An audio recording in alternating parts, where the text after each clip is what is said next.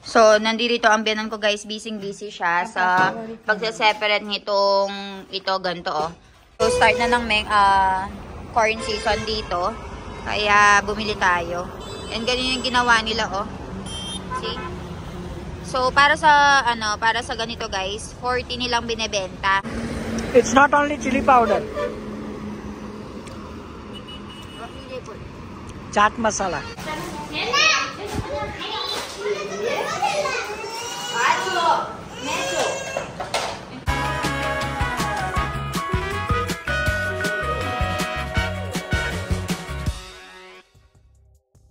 Good morning guys! So, maaga tayo nagising ngayon and busy ang lahat. Actually, nakapagkape na kami, nakapaggatas na rin si Mommy, tapos si Ivan nandoon siya sa bahay ng Nita Mommy, which is yung pamilya ko dito sa Pilipinas na nag-ampon sa akin. So, every now and then kinukuha nila. And ngayon kasi merong mga santo or parang mga priest doon sa bahay nila. So, parang si Ivan kinuha nila doon para mag-tershan or mag-pray. So, kami dito, medyo na-free kami. Kaya ako, nakagawa na ako ng buttermilk. Parang gagawa din kami ng snacks for today. Pero, right now, busy ang biyanan ko. Meron siyang ginagawa. Papakita ko sa inyo. So, right over here. Mamita, may sukar, ocho. So, nandito ang biyanan ko, guys. Busy siya sa pagsa-separate nitong ito, ganito, oh. Kasi parang yung ganti namin or yung pinagagawa namin ng flour ay medyo nasira yata yung sa loob. Kaya ganyan, no? Ganyan yung texture. Kaya sinisift niyang ganyan para mapaghiwalay itong malalaking piraso. And ito yung ginagamit namin na flour kapag gumagawa kami ng rotli and bakri. So, hindi kami bumibili sa labas. Dito lang sa bahay namin ginagawa kasi yung grains nito is tinatanim ng biyanan ko. So, kapag merong harvest, hindi nila binebenta.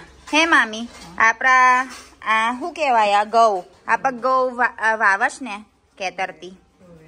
So, yung go kasi guys, farm namin tinatanim. So, yung harvest, hindi binebenta. For eating lang siya. Kaya, ayan, meron kaming pang-process sa bahay para maging flour. So, ayan guys, tinignan nila ito. And ito yung reason kung bakit ang daming mga nangahulog. Ayan o, tignan nyo. Ang laki pala ng butas. So, yung naipon ni Mami, inano niya ulit. And nakatapos pa kami ng isang malaking ganun o. Nakagawa pa kami ng isang malaking lalagyanan ng flour. So, ayan, papalitan niyan ito. Guys, so punta tayo ngayon doon sa my center para magpa-weight and height kay baby Ivan. And nandito ang baby ko. Ivan! O Ivan! Hi ka, Robeta! Hi! Ayan na niya ng daddy! Ayan ang daddy. So dito lang kami pupunta guys. Ayan. Guys, manewlagas mara baby siya na playboy banse. Jo, chokri hi ka na jo no? Chokri! So, guys, meron tayong ano ngayon, check up. Let's go. Pasok tayo.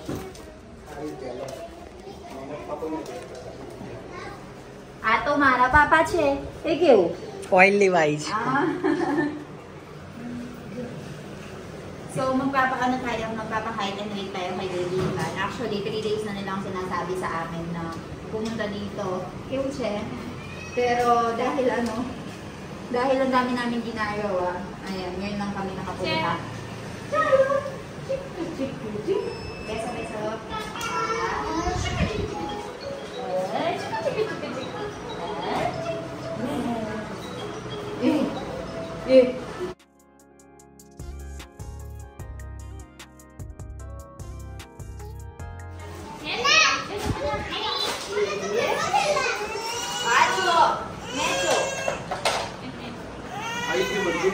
Ivan. Katunay. Many.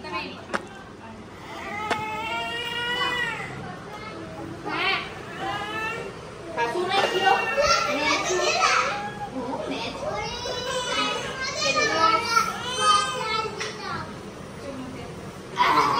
1074.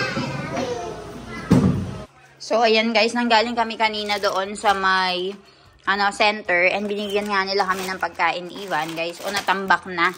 Kasi every month, nagbibigay sila. Na tiyempo na nasa Pilipinas kami, diba? So, ayan, naipon. Sayang ko nandito sana yung pinsan ni Ivan na si Clea. Mabibigay ko din yan sa kanya. Paano niya mauubos naman to lahat, guys? Tapos meron tayo ditong lentils. Ayan. 3 months. 3 months namin hindi nakuha yung mga pagkain. So, may lentils. May pagkain na tigda-2 siguro every month. Tapos, itong oil. So, ayan. Tapos, meron din silang binibigay na gatas. So, papakita ko yung gatas na binibigay nila sa mga bata dito. Everyday naman ito. So, ito yung gatas na binibigay nila, guys. And gustong-gusto ito ni Ivan, na pinatry ko siya kanina. And nagustuhan niya. Guys, so start na ng corn season dito. Kaya, bumili tayo. And ganyan yung ginawa nila, oh. See? So, para sa ganito, guys, 40 nilang binebenta. Meron silang pang ganito, oh. Pero, pag hindi mo siya papaalis doon sa may cup niya, 30 rupees daw. 8 to 40 rupees siya. Ilalagay nila sa plastic. Lalagyan nilang masala. Tsaka lalagyan nila ng lemon. So, ayan siya.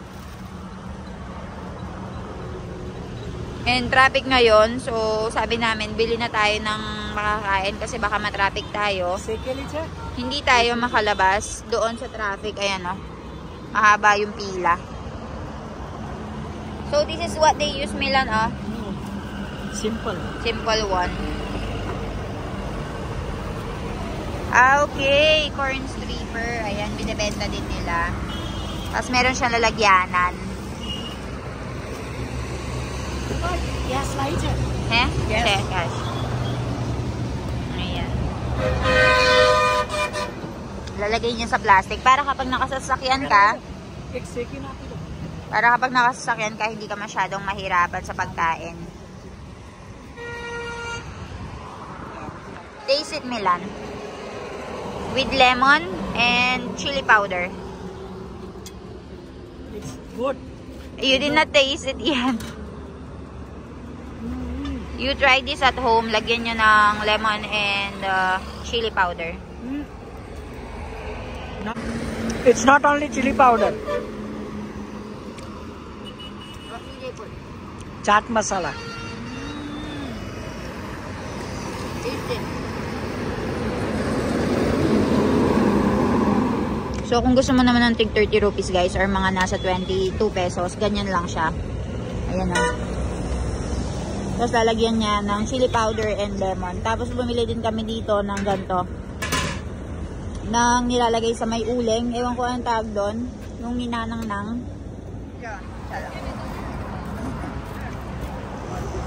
Diba? Mesmerizing tignan, guys. Corn stripper. Tamigil no vecho, kaka? Dala corn stripper.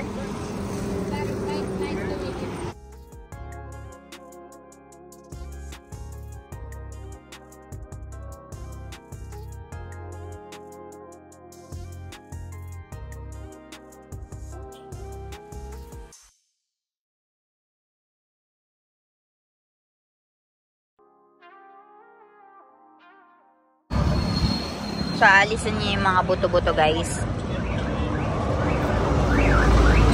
Then, imimix niya.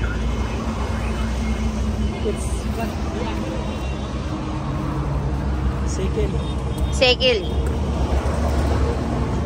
Chalo. Now, you taste this one. How is it different? Which one you like more? This one or that one? Because that one is a little bit hard, right? So, ayan guys, tara, kain tayo. Hey guys, magandang umaga. So, for today, medyo gloomy ang weather natin. Ayan, kung nakikita nyo, parang uulan. And, natapos na nga akong mag-inom ng chai. Tapos, si Ivan, nasa may temple na siya, kasama yung binan ko. And si Sonal Masi kanina, nag-harvest siya ng galoda. And, yan yung kakainin natin for today. So, ipapakita ko yung galoda na hinarvest niya. Yung bakuran natin, guys. And ilang araw na rin kaming hindi nakapag-harvest ng galoda. Kaya naimbak na yung galoda natin.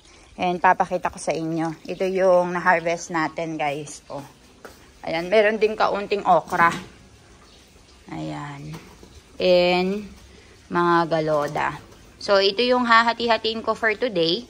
And then, yan yung kakainin natin together with rotli and then dalbat. Ayan. So, Nalmasi. Kailan ba do galoda ni kriyahen eh? Apriwaram susuche? Galula. Ane, tomato nati? Na. Ave beuche kali? Binda ne galoda?